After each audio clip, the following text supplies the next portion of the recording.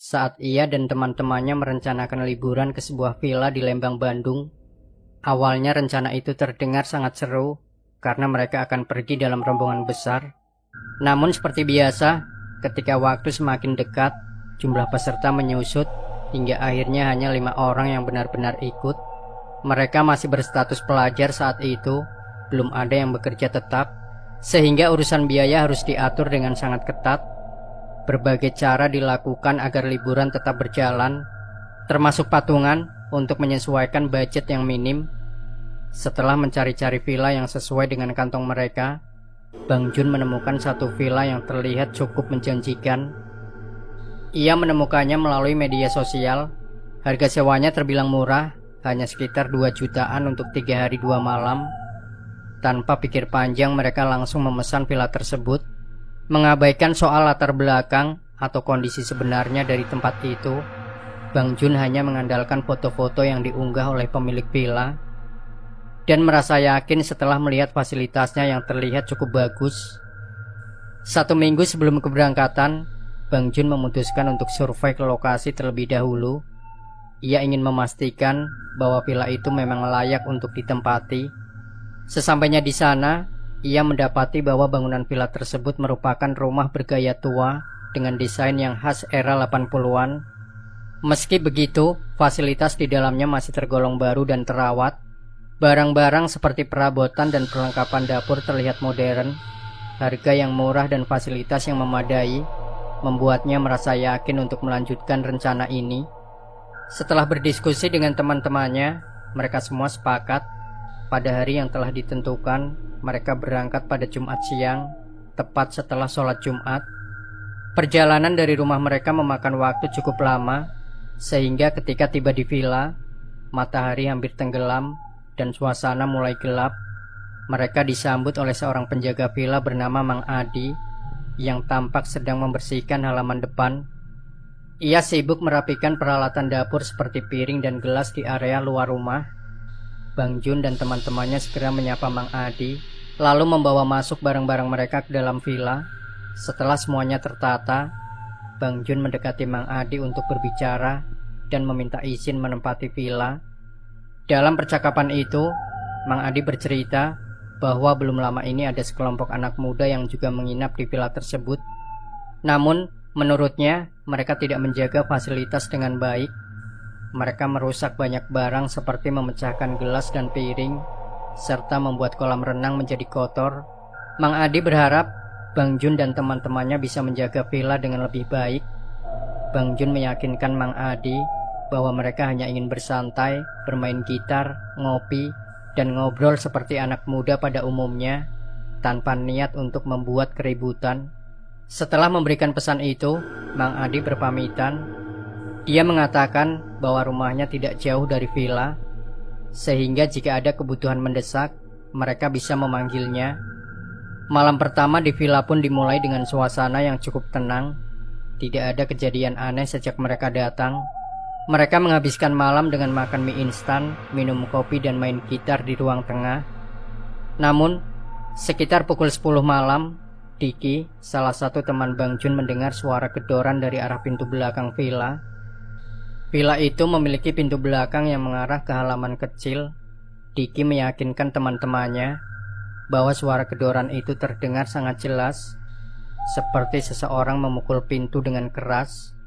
Meski merasa aneh, rasa penasaran membuat mereka memutuskan untuk memeriksa sumber suara. Bang Jun dan beberapa temannya pergi mengecek pintu belakang, namun mereka tidak menemukan siapapun. Pintu itu kosong, tanpa jejak apapun. Tidak ingin berpikir yang aneh-aneh, mereka pun kembali ke ruang tengah dan melanjutkan malam dengan bercanda, hingga akhirnya memutuskan untuk tidur lebih awal, karena di malam kedua mereka berencana untuk begadang. Villa tersebut memiliki 2 kamar tidur yang berseberangan, masing-masing di lantai dasar. Mereka membagi diri menjadi 2 kelompok. Sebagian tidur di kamar pertama, sementara sisanya menempatkan kamar kedua. Bang Jun memilih untuk tidur di kamar pertama. Awalnya malam itu berjalan seperti biasa, hingga sekitar pukul 3 dini hari. Bang Jun terbangun karena ingin ke kamar mandi. Saat menuju kamar mandi yang berada di dekat kolam renang, ia mendengar suara air yang terdengar seperti seseorang sedang berenang. Suara cipratan itu terdengar cukup jelas, seolah ada orang yang menceburkan diri ke dalam air. Awalnya Bang Jun mencoba berpikir positif. Ia menduga mungkin salah satu temannya memutuskan untuk berenang di tengah malam. Namun ketika ia keluar dan melihat ke arah kolam renang, yang ia temukan hanyalah air yang tenang, tidak menunjukkan tanda-tanda ada yang berenang.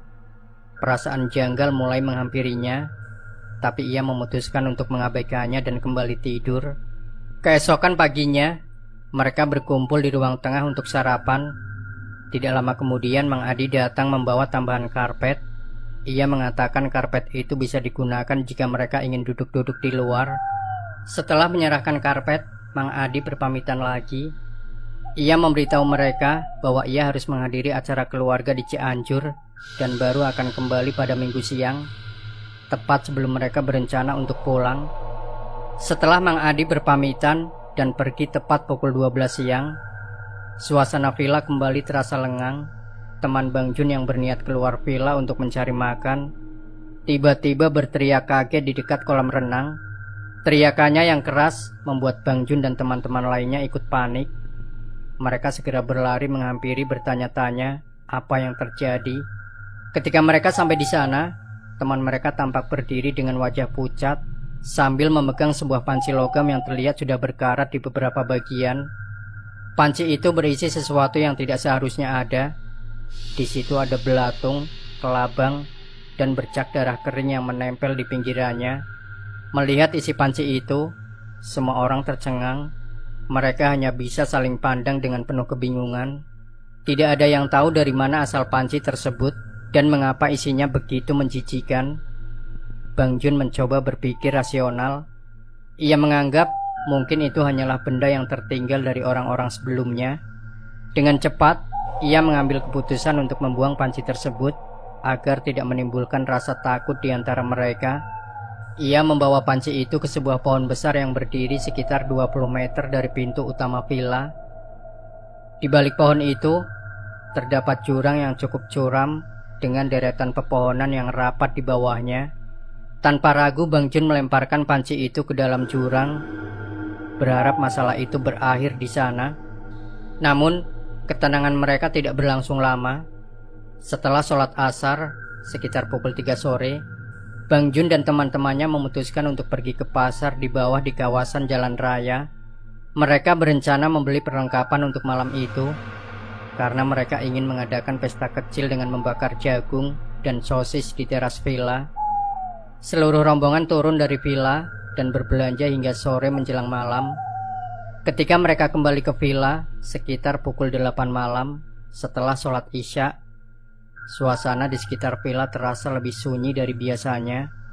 Villa itu memang jauh dari pemukiman warga, berdiri sendiri di ujung jalan yang menanjak dan sepi. Saat mendekati kawasan villa, mereka melewati sebuah gapura tua yang sudah lapuk dimakan usia. Di sana, mereka melihat sosok seorang wanita tua yang tampak sedang menyapu jalanan. Wanita itu membungkuk dalam diam, tidak menoleh menatap mereka. Bang Jun dan teman-temannya dengan sopan menyapa wanita itu. Namun, wanita tersebut hanya mengangguk kecil tanpa suara, tetap menunduk sambil terus menyapu. Mereka tidak ingin terlalu mempermasalahkannya dan memilih melanjutkan perjalanan ke villa. Setibanya di villa, mereka segera bersiap-siap untuk pesta bakar-bakaran.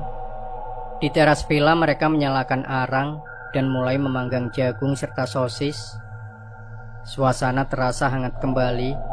Salah satu teman mereka memutuskan untuk berenang di kolam berenang kecil di dekat villa.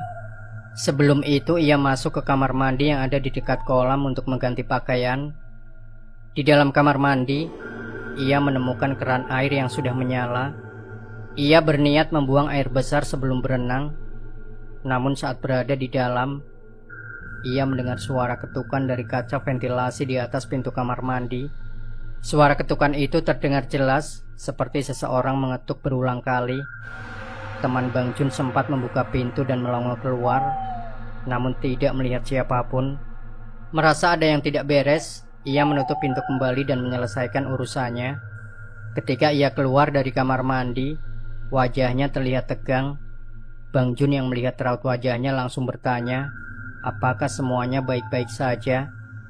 Temannya hanya menjawab singkat bahwa tidak ada apa-apa dan langsung menuju kolam berenang, mencoba menutupi kegelisahannya. Malam itu terus berlanjut dengan suara tawa, gitaran dan obrolan santai di teras. Namun, sekitar pukul setengah 12 malam, suara kaca pecah terdengar dari arah kamar kedua.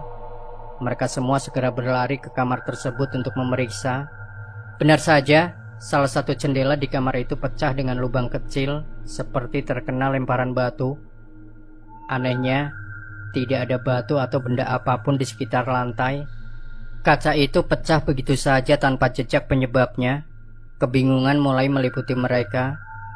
Bang Jun mencoba mengabaikan kejadian itu dan menutup pintu kamar kembali, lalu kembali ke ruang tengah bersama yang lain. Belum sempat mereka tenang, suara gedoran kembali terdengar dari pintu belakang villa, jauh lebih keras dari sebelumnya. Bang Jun memutuskan untuk memberanikan diri memeriksa, berharap itu hanyalah ulah orang iseng. Namun, sama seperti sebelumnya, pintu itu tidak menunjukkan tanda-tanda ada seseorang di luar. Halaman belakang villa yang gelap tampak kosong dan sepi. Lampu hanya menerangi teras depan dan sedikit bagian taman, sementara area belakang dibiarkan dalam kegelapan. Bang Jun menutup pintu dan kembali ke ruang tengah. Ia menceritakan kejadian itu kepada teman-temannya, menyebutkan bahwa ini sudah kedua kalinya ia mendengar suara gedoran tanpa menemukan siapapun. Saat mereka masih mencoba mencerna kejadian itu, suara langkah kaki terdengar di atas atap villa. Suara itu tidak hanya terdengar sekali, melainkan seperti seseorang berlari bolak-balik di atas atap dengan langkah berat dan cepat. Semua yang ada di ruang tengah langsung terdiam. Tidak ada yang berani keluar untuk melihat ke atas. Mereka berkumpul di tengah ruangan, menutup pintu dan jendela, mencoba menenangkan diri. Suasana berubah menjadi sangat mencekam. Malam yang awalnya penuh canda, tiba-tiba menjadi hening. Dalam keheningan itu, suara tawa mengerikan terdengar dari kejauhan. Dari arah pohon besar di belakang villa, tempat di mana Bang Jun sebelumnya membuang panci aneh itu, suara tawa itu terdengar jelas, berpindah dari satu pohon ke pohon lainnya, seperti ada sesuatu yang bergerak cepat di antara pepohonan. Suasana semakin mencekam, membuat pikiran mereka berkecamuk penuh ketakutan. Beberapa saat kemudian, tiba-tiba Bang Jun mulai merasa ingin buang air besar. Meski takut, ia berusaha menenangkan pikirannya, mencoba berpikir positif. Ia masuk ke kamar mandi yang sama seperti sebelumnya. Namun, begitu ia berada di dalam, suara ketukan kembali terdengar. Kali ini jauh lebih keras dan intens. Bang Jun terdiam di tempatnya, merasakan bulu kuduknya berdiri. Setelah mendengar suara ketukan itu lagi untuk kesekian kalinya, Bang Jun bergegas keluar dengan perasaan panik. Ia kembali ke ruang tengah, bertanya kepada teman-temannya, apakah ada di antara mereka yang mengetuk pintu kamar mandi. Namun, semua temannya menggeleng sambil meyakinkan bahwa sejak tadi mereka tidak ada yang pergi ke sana. Bang Jun mulai merasa bingung. Jika bukan teman-temannya, lalu siapa yang mengetuk pintu itu? Merasa ada sesuatu yang janggal, Bang Jun bersama temannya, Andri, memutuskan untuk memeriksa kembali kamar mandi tersebut. Mereka berjalan perlahan menuju pintu kamar mandi, membuka pintunya dengan hati-hati, dan menatap ke dalam ruangan itu. Kamar mandi itu kosong, sama sekali tidak ada apa-apa. Bang Jun masih mencoba berpikir positif, tapi instingnya mulai mengatakan ada sesuatu yang tidak beres. Ia merasa mungkin ada makhluk tak kasat mata yang sedang mencoba menunjukkan eksistensinya. Rasa penasaran membuat Andri ingin memastikan lagi. Ia masuk sendiri ke kamar mandi, sedangkan Bang Jun menunggu di luar. Ketika Andri membuka pintu kamar mandi, ia terkejut mendapatkan keran air sudah menyala. Padahal sebelumnya, saat Bang Jun memeriksa, keran itu dalam keadaan mati. Kali ini air mengalir deras tanpa sebab yang jelas. Perasaan tidak nyaman mulai menyelimuti mereka. Bang Jun tahu situasi ini sudah tidak lagi bisa dianggap remeh. Ia segera menghubungi Mang Adi, penjaga villa, untuk meminta bantuan. Bang Jun menceritakan semua kejadian yang mereka alami secara rinci kepada Mang Adi melalui telepon. Awalnya Mang Adi tampak ragu. Ia bahkan bertanya, apakah mereka telah melakukan sesuatu yang tidak pantas selama di villa, seperti mabuk-mabukan atau hal negatif lainnya. Namun Bang Jun dengan tegas menjelaskan bahwa mereka hanya nongkrong dan memanggang jagung serta sosis di teras. Mendengar penjelasan itu, Mang Adi akhirnya percaya. Ia memberitahu Bang Jun bahwa dirinya sedang berada di Cianjur untuk menghadiri acara keluarga, sehingga ia tidak bisa datang langsung ke villa. Sebagai gantinya, ia menyarankan agar Bang Jun meminta bantuan kepada kakaknya, Mang Dadan, yang rumahnya tidak jauh dari villa. Mang Adi pun mengirimkan alamat rumah Mang Dadan kepada Bang Jun. Tanpa membuang waktu, Bang Jun bersama 3 temannya berangkat menuju rumah Mang Dadan. Perjalanan itu memakan waktu sekitar 15 menit, melintasi jalanan sepi yang semakin menambah suasana mencekam. Sesampainya di rumah Mang Dadan, mereka disambut dengan pertanyaan serupa. Mang Dadan ingin memastikan apakah mereka telah melakukan sesuatu yang memicu gangguan tersebut. Sekali lagi Bang Jun menjelaskan bahwa mereka tidak melakukan apa-apa selain bersantai di villa. Mang Dadan mendengarkan dengan serius, kemudian mengajak mereka masuk ke dalam rumah. Ia meminta mereka untuk menunggu sebentar, lalu pergi ke belakang rumah. Ketika kembali, Mang Dadan membawa teko berisi minuman serta beberapa gelas kosong. Ia menuangkan minuman dari teko itu ke gelas-gelas kosong dan menyuruh mereka meminumnya. Tetapi dengan satu peringatan penting, gelas yang sudah berisi minuman sebelumnya tidak boleh diminum. Bang Jun menuruti perintah tersebut tanpa banyak tanya, lalu menuang minuman dari teko ke gelas kosong dan meminumnya perlahan. Saat mereka sedang berbincang di dalam rumah, suara langkah kaki kembali terdengar di atas atap rumah Mang Dadan. Suara itu sama seperti yang mereka dengar sebelumnya di villa. Langkah kaki yang berlari bolak-balik dengan irama yang jelas. Mang Dadan menyadari bahwa tamunya juga mendengar suara itu.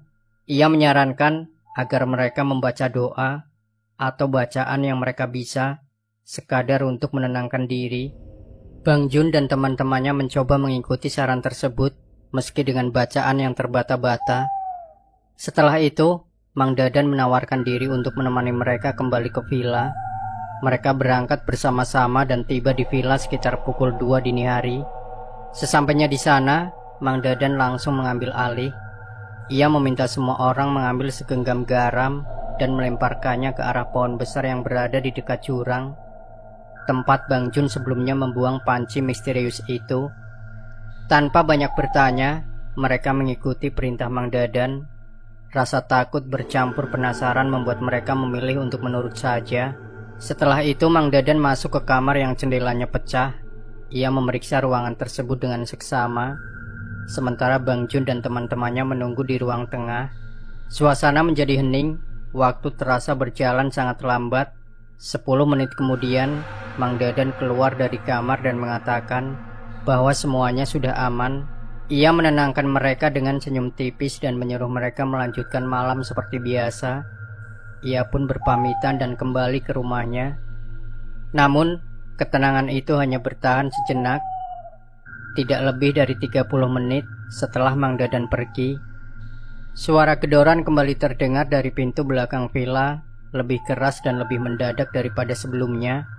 Kali ini, Bang Jun yang sudah lelah dan kesal dengan semua kejadian aneh itu, langsung mengajak teman-temannya untuk memeriksa bersama-sama. Mereka membuka pintu, berharap menemukan sesuatu yang bisa menjelaskan suara tersebut. Namun seperti sebelumnya, pintu itu terbuka ke arah halaman kosong yang gelap dan sunyi. Tidak ada siapapun di sana. Mereka kembali ke ruang tengah dengan perasaan campur aduk. Salah satu teman Bang Jun menyarankan agar mereka tetap bertahan sampai pagi, menunggu kepulangan Mang Adi. Mereka sepakat untuk tidak pergi dan mencoba bertahan di villa hingga fajar. Namun, sekitar pukul 2:30 pagi, salah satu teman Bang Jun ingin buang air kecil. Karena takut, ia meminta Bang Jun untuk menemaninya ke kamar mandi. Bang Jun menunggu di dekat pintu kamar mandi, sementara temannya masuk ke dalam. Beberapa saat kemudian, temannya memanggil dengan nada tegang. Ia mengatakan bahwa di samping bak mandi terdapat sesajen berisi bunga-bunga dan dupa yang masih menyisakan abu. Pemandangan itu membuat mereka semakin yakin bahwa ada sesuatu yang aneh sedang terjadi di villa tersebut. Kemudian teman Bang Jun membawa keluar benda yang ditemukannya di kamar mandi.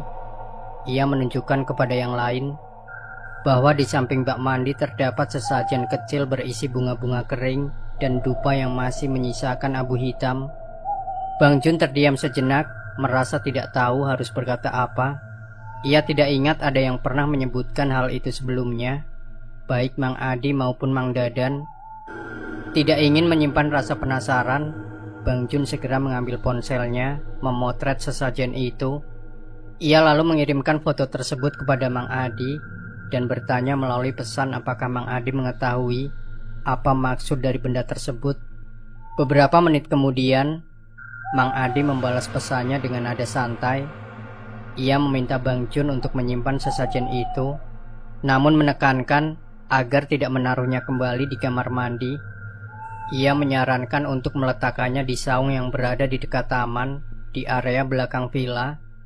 Mendengar saran itu, Bang Jun bersama teman-temannya segera membawa sesajian tersebut ke saung. Meski rasa takut masih menyelimuti mereka, tidak ada yang berani membawa benda itu sendirian, sehingga mereka pergi bersama-sama dan menaruhnya di lantai saung seperti yang disarankan Mang Adi. Setelah itu mereka kembali ke dalam villa. Rasa penasaran terus menghantui pikiran Bang Jun, tetapi ia mencoba untuk tetap berpikir logis.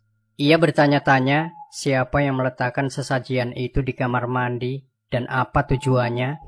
Ketika ia mencoba meminta penjelasan lebih lanjut kepada Mang Adi, pria itu menjawab singkat, meminta mereka untuk tidak terlalu memikirkannya. Sebaiknya jangan dipikirkan. Yang penting sekarang kalian istirahat saja, katanya. Malam itu, rasa takut membuat mereka memutuskan untuk tidur di kamar yang sama. Mereka semua berkumpul di kamar 1, meninggalkan kamar 2 yang jendelanya pecah tanpa penghuni. Kamar 1 itu memiliki jendela besar di belakang yang mengarah langsung ke kolam renang dan taman. Awalnya suasana terasa tenang, namun tak lama kemudian suara gemericik air dari kolam renang kembali terdengar. Kali ini lebih jelas dan nyata. Suara itu seperti seseorang yang menceburkan diri ke dalam kolam. Semua orang di dalam kamar terdiam saling bertukar pandang dengan wajah penuh ketakutan. Bang Jun akhirnya memberanikan diri untuk bercerita bahwa ia juga mendengar suara serupa ketika sedang buang air kecil malam sebelumnya. Kemudian mereka pun memutuskan untuk memeriksa kolam renang bersama-sama. Berjalan perlahan mereka mendekati kolam dengan hati-hati. Namun sama seperti sebelumnya, kolam renang itu tetap tenang. Tidak ada riak air, tidak ada tanda-tanda seseorang yang baru saja berenang. Singkat cerita, hari Minggu siang tiba. Seharusnya mereka sudah bersiap-siap untuk check out dan meninggalkan villa pada sore harinya. Namun, tiba-tiba Bang Jun menerima telepon dari Mang Adi. Ia memberitahu bahwa ia tidak bisa datang ke villa karena masih ada urusan keluarga yang belum selesai. Mang Adi meminta mereka untuk menginap 1 malam lagi. Bang Jun merasa aneh dengan permintaan itu, tetapi di sisi lain, ia dan teman-temannya berpikir bahwa menginap semalam lagi tidak masalah. Lagi pula, bayaran tetap sama dan mereka bisa menikmati 1 malam tambahan secara gratis. Malam itu rencana mereka untuk turun ke bawah dan membeli minuman terpaksa dibatalkan karena salah satu teman mereka jatuh sakit. Teman yang sakit itu mengalami demam tinggi dan tubuhnya terasa panas. Awalnya mereka ingin tetap pergi dan meninggalkan temannya di villa, tetapi mengingat jarak yang jauh dari pemukiman, mereka memutuskan untuk tidak mengambil risiko. Bang Jun akhirnya mencoba memesan taksi online agar temannya bisa pulang dan dijemput oleh saudaranya di stasiun terdekat. Namun usaha itu sia-sia. Berkali-kali ia mencoba memesan taksi, tetapi tidak ada satupun pengemudi yang mau menerima pesanan. Ketika akhirnya ada satu pengemudi yang menyetujui, Ia membatalkan pesanan saat mendengar lokasi tujuan dengan alasan tidak bisa menuju ke sana. Keputusan dibuat, teman mereka yang sakit tetap tinggal di villa, sementara Bang Jun dan yang lainnya menjaga kondisinya. Malam itu sekitar pukul 11, suasana di ruang tengah kembali mencekam. Teman yang sakit itu berada di kamar 1, sementara Bang Jun dan yang lain duduk di ruang tengah. Dari arah kamar mandi tempat sesajian sebelumnya ditemukan, suara keran yang menyala terdengar jelas. Suara itu mengalir deras, mengisi ruangan dengan gemericik air yang tidak biasa. Bang Jun mencoba memberanikan diri untuk memeriksa. Ia berjalan menuju kamar mandi, berhenti di depan pintu kamar mandi yang bergemeretak ketika diketuk dari dalam. Ketukan itu berulang-ulang, terdengar jelas dan nyata. Bang Jun merasa ragu, jantungnya berdegup kencang. Ia sempat ingin mundur, tetapi rasa penasaran membuatnya tetap melangkah. Ia membuka pintu dengan tangan yang bergetar. Di dalam keran memang benar-benar menyala. Bang Jun mematikannya. Tetapi saat ia menoleh ke arah cermin, ia langsung membeku. Di cermin itu, sosok nenek-nenek yang ia lihat sebelumnya berdiri dengan posisi yang sama seperti saat menyapu jalanan. Rambutnya panjang dan menutupi sebagian besar wajahnya, tetapi bagian wajah yang terlihat sudah hancur, tidak berbentuk, dengan kulit yang mengelupas di beberapa sisi. Sosok itu diam, tetapi mulutnya bergerak, mengikuti gerakan mulut Bang Jun yang mulai membaca surat Al-Ikhlas dalam hati. Anehnya, sosok itu ikut menggerakkan mulutnya, menirukan bacaan Bang Jun dengan cara yang seperti mengejek. Mulutnya bergerak perlahan, seperti ingin mempermainkan setiap kata yang diucapkan Bang Jun. Setelah beberapa menit, Bang Jun berusaha mengumpulkan keberanian. Ia menyiram wajahnya dengan air, berharap sosok itu hilang. Ketika ia kembali melihat ke cermin, sosok itu sudah lenyap. Ia berlari keluar kamar mandi dan menceritakan apa yang ia alami kepada teman-temannya. Beberapa percaya, sementara yang lain merasa mungkin ia hanya berhalusinasi. Namun, ketakutan mereka semakin memuncak ketika teman yang sakit tiba-tiba menjerit dari dalam kamar. Ia mengigau dengan suara yang keras, tubuhnya menggigil hebat seperti orang yang mengalami step. Suhunya yang tinggi membuat mereka panik.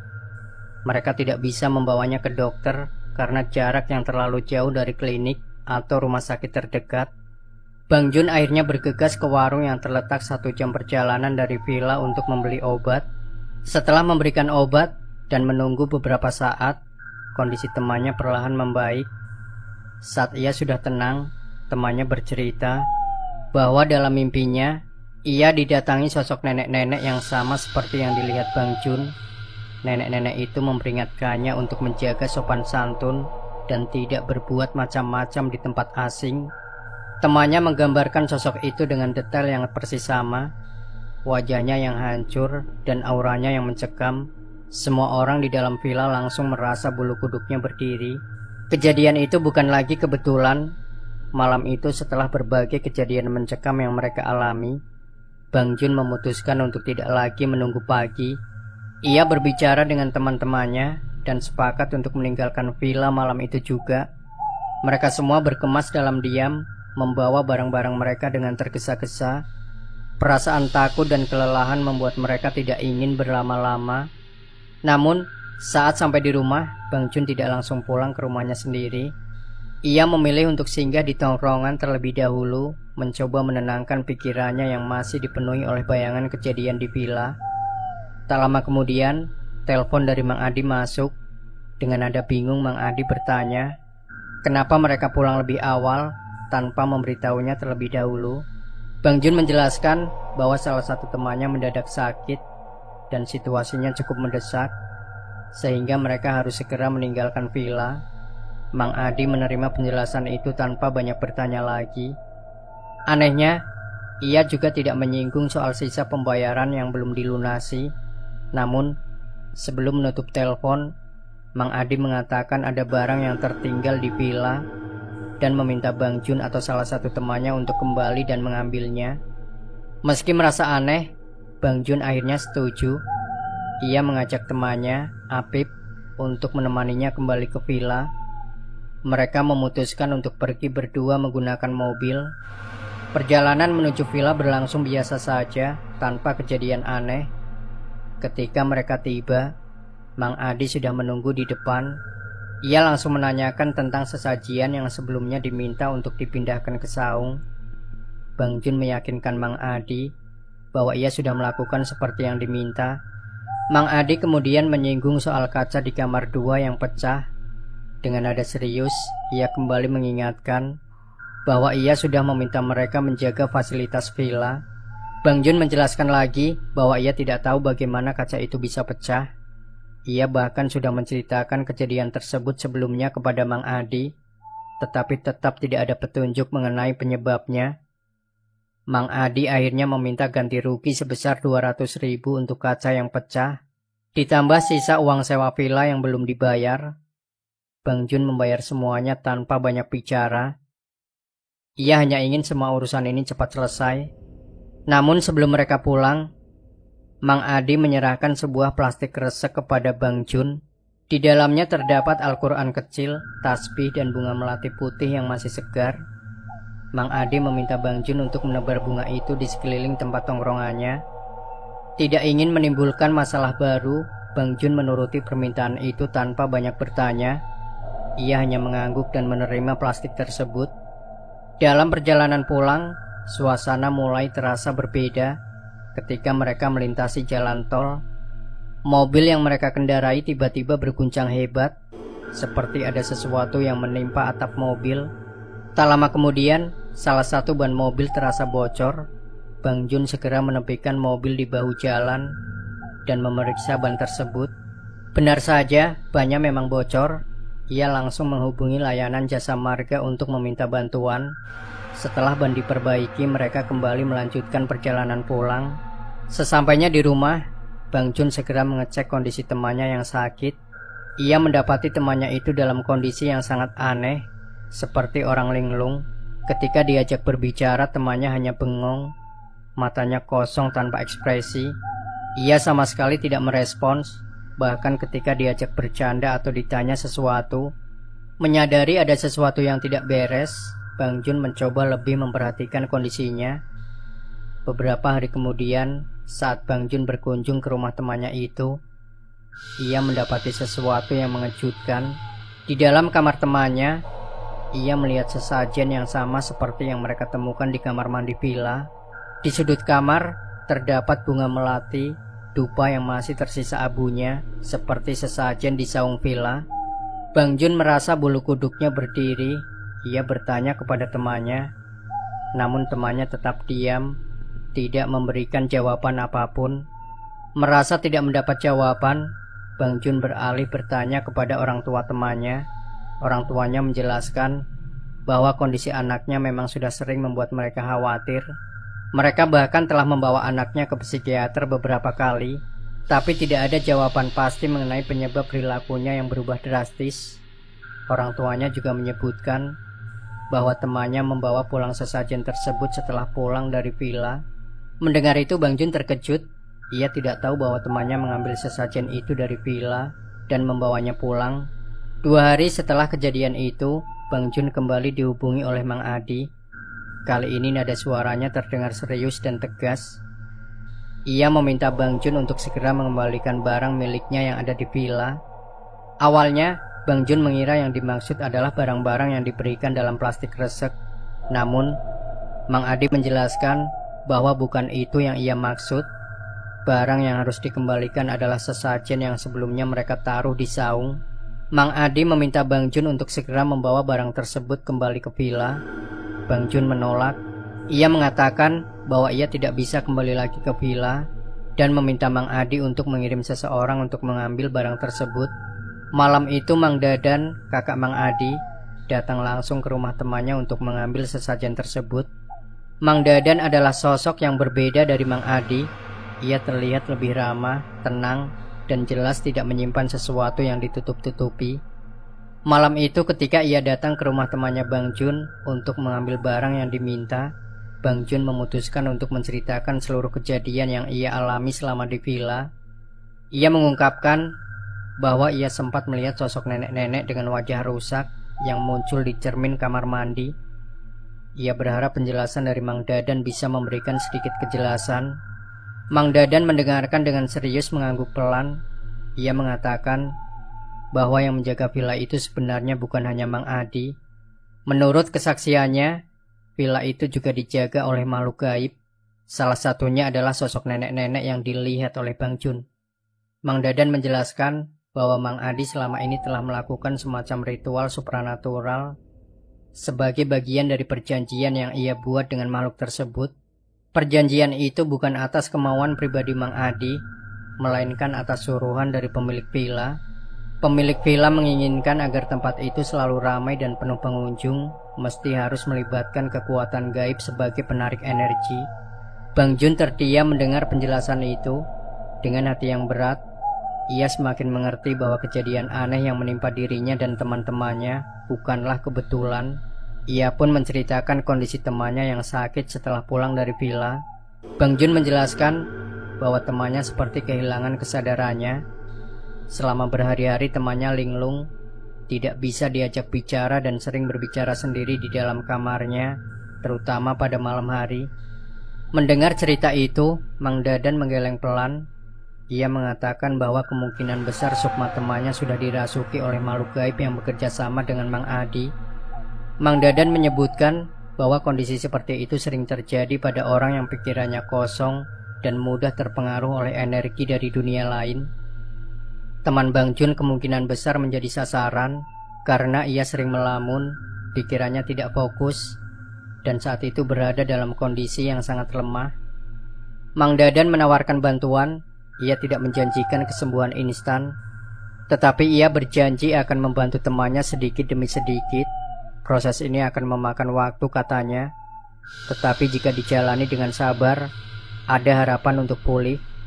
Bang Jun dan teman-temannya hanya bisa berharap yang terbaik. Selama 3 bulan berikutnya, Mang Dadan rutin datang ke rumah Bang Jun. Ia menjaga kondisinya melakukan ritual pembersihan energi negatif secara berkala. Teman Bang Jun perlahan-lahan menunjukkan tanda-tanda perbaikan. Awalnya ia mulai merespon pertanyaan dengan anggukan kecil. Lama-kelamaan, ia kembali bisa berbicara meski terbata-bata. Setelah 3 bulan penuh perjuangan, teman Bang Jun akhirnya sembuh total. Ia bisa kembali beraktivitas seperti biasa dan berbicara dengan lancar. Ketika kondisinya sudah benar-benar pulih, Bang Jun dan teman-temannya menanyakan apa yang sebenarnya terjadi selama ia mengalami gangguan tersebut. Temannya menceritakan pengalaman mengerikan yang ia alami. Ia merasa seolah-olah tinggal di villa itu untuk waktu yang sangat lama, jauh lebih lama dari kenyataan. Di dalam dunia yang ia rasakan, ia sering berbincang dengan Mang Adi dan sosok nenek-nenek itu setiap malam. Anehnya selama di sana, ia tidak merasa takut sama sekali. Kehadiran nenek-nenek itu justru terasa biasa seperti seseorang yang sudah lama ia kenal. Ia tidak bisa membedakan lagi apakah yang ia alami adalah mimpi atau kenyataan. Mendengar cerita temannya, Bang Jun merasa lega tetapi sekaligus ngeri. Ia segera menceritakan pengalaman temannya itu kepada Mang Dadan. Mang Dadan hanya tersenyum kecil. Ia mengatakan bahwa temannya sudah diberi kesempatan kedua. Makhluk yang merasukinya mungkin telah melepaskan dirinya setelah merasa puas. Singkat cerita, Mang Dadan juga memberitahu bahwa Mang Adi sudah tidak lagi menjadi penjaga villa. Setelah kejadian itu, Mang Adi pergi dari villa dan menghilang entah kemana. Kabar terakhir yang Mang Dadan dengar, villa tersebut sudah direnovasi dan tidak lagi disewakan. Bang Jun merasa bersyukur mendengar kabar itu. Setidaknya tidak ada lagi yang akan mengalami pengalaman buruk seperti dirinya dan teman-temannya. Namun, meski villa itu telah jauh di belakangnya, pengalaman di sana masih membekas dalam hidup Bang Jun. Selama beberapa bulan setelah kejadian itu, ia dan teman-temannya masih sering mengalami gangguan aneh. Salah satunya adalah suara langkah kaki di atas atap yang kembali terdengar seperti yang dulu sering mereka dengar di villa. Beberapa kali keran di rumahnya menyala sendiri tanpa alasan yang jelas, terutama di wastafel dapur. Meski tidak pernah lagi melihat sosok menyeramkan, perasaan bahwa sesuatu masih mengawasinya terus menghantui. Teman-temannya pun mengalami hal yang serupa. Salah satu dari mereka pernah terbangun di tengah malam karena mendengar suara gemericik air dari kamar mandi. Ketika dicek, keran menyala sendiri, tetapi tidak ada siapapun di sana. Mereka saling bercerita dan menyadari bahwa mereka semua mengalami hal yang sama. Namun, meski merasa aneh, mereka mencoba untuk tidak terlalu memikirkannya. Bang Jun dan teman-temannya memilih untuk menganggapnya sebagai sugesti atau sisa trauma dari pengalaman di villa.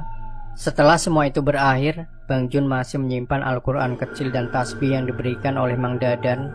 Ia selalu menyimpannya di tempat yang aman sebagai pengingat akan pengalaman yang telah ia lalui. Bunga melati yang dulu diminta untuk ditebarkan di tongkrongannya sudah lama habis, tetapi rasa hormat dan hati-hati terhadap hal-hal tak kasat mata tetap tertanam dalam dirinya. Ketika Mang Dadan menceritakan sejarah villa itu, ia menjelaskan bahwa kawasan tersebut memang memiliki energi yang kuat sejak dulu. Villa itu dulunya merupakan lahan kosong yang penuh dengan pohon besar. Ketika pemiliknya memutuskan untuk membangun villa di sana, mereka tidak benar-benar membersihkan energi yang ada.